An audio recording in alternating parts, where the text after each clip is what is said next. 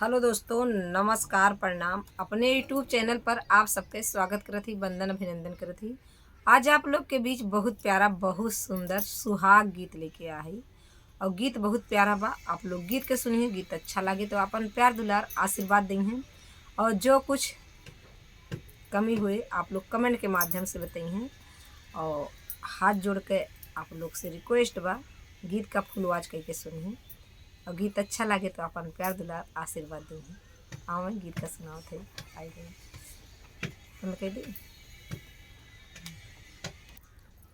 ऊंचा चौरा नीचा चौरा चौसावा के छाजन जीते ही चरनी लाए रामा बीरावा था मावै जीते ही चर दुलाए रामा बीरावा था मावै जीते ही चर दुलाए रामा बीचा चौरा नीचा चौरा बसावा के छाजन जीते ही चर दुलाए रामा बीरावा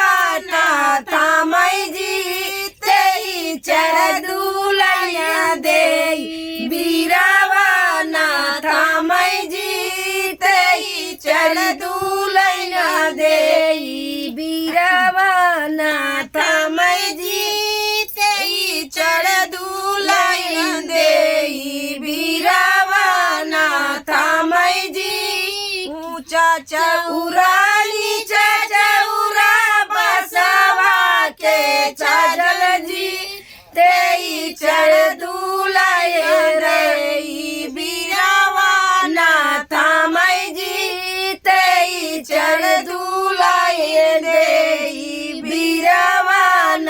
था मैं जीत के करे गुमन दाना जलवाना था मुझी के करे गुमन दाना चलिया टूलाई जी के करे गुमन दाना चलिया टूलाई जी के करे गुमन दाना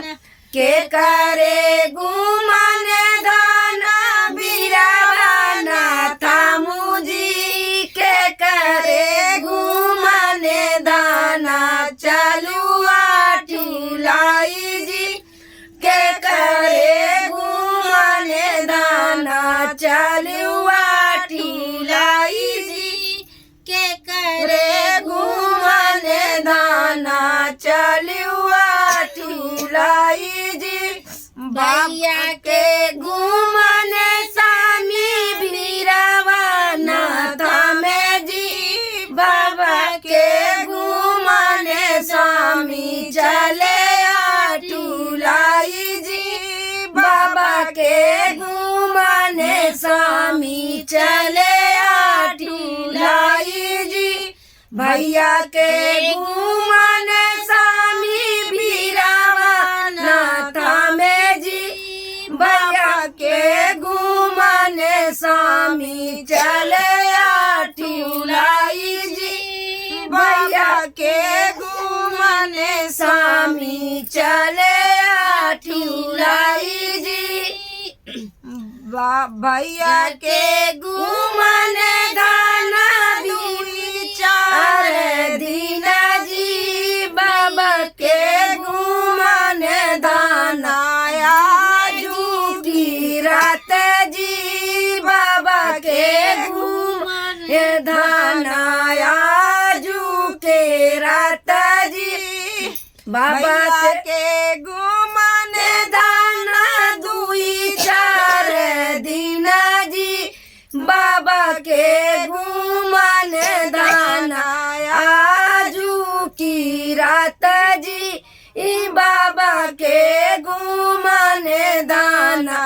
आजू के रात जी हमारे गुमन दाना जिंदगी बीताइब जी हमारे गुमन दाना जिंदगी बीताइब जी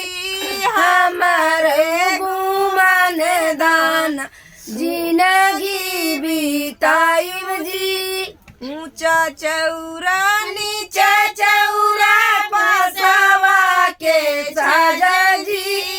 के करे घूमई तर दुलाए रामा बीरावा